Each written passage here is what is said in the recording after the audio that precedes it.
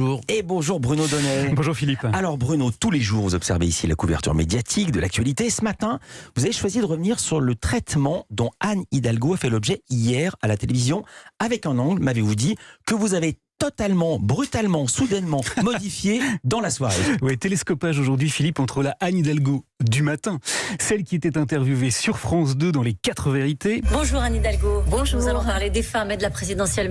Et la Anne Hidalgo du soir, celle qui s'est subitement invitée aux 20h de TF1. Bonsoir Anne Hidalgo. Bonsoir Gilles Boulot. Car pour être très honnête avec vous, je m'apprêtais hier soir à tranquillement vous raconter de quelle manière la candidate du Parti Socialiste avait été traitée dans les médias au cours de ces dernières 24 heures.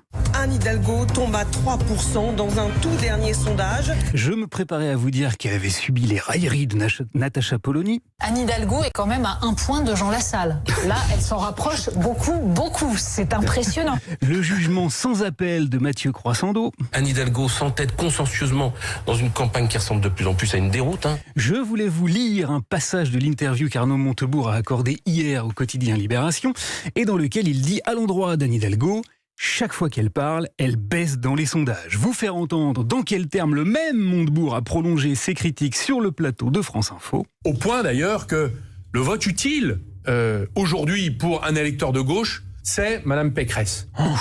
Et j'avais même prévu de vous faire remarquer que lorsqu'elle est invitée aux 20h de TF1, la candidate à l'élection présidentielle passe après la neige. Dans les Pyrénées, des chutes de neige exceptionnellement abondantes. Après les huîtres. Y aura-t-il assez d'huîtres à Noël? Et même après l'eau du robinet. Buvez-vous l'eau en bouteille ou celle qui coule du robinet? Bref, je me préparais, Philippe, à m'apitoyer sur le sort médiatique qui a été fait à la maire de Paris lorsque, soudain, le télescopage est venu percuter mes oreilles ébahies.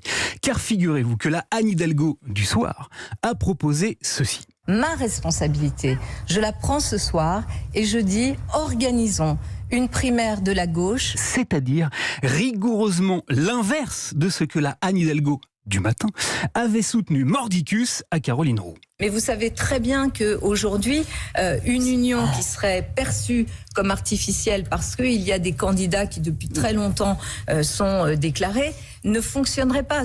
Eh oui, la Anne Hidalgo du soir, celle qui cherche désormais en termes de communication une porte de sortie honorable à une entreprise présidentielle qui n'a pas convaincu la gauche. Et la conséquence que j'en tire, c'est qu'il faut organiser une primaire de cette gauche. Aura mis moins d'une journée à contredire la Anne Hidalgo du matin, celle qui voulait encore nous faire croire à l'impérieuse nécessité de sa candidature et à la grande sincérité de son engagement. Quand je vois l'état de notre pays, eh bien vous savez quoi, je suis vraiment très heureuse d'être engagée dans cette campagne. Sans déconner. Mais comment peut-on donner une telle image de l'engagement politique? Comment peut-on à ce point se montrer manœuvrier au moment où, à gauche, une enquête nous révèle que 3 sympathisants sur 4 affirment qu'ils n'iront pas voter? Et comment peut-on penser que personne ne va s'apercevoir du gigantisme de la ficelle et de l'épaisseur colossale de la supercherie? Alors je ne sais pas vous, Philippe, mais moi, cette petite séquence-là m'a furieusement donné envie de réentendre une voix qui s'exprima longtemps ici,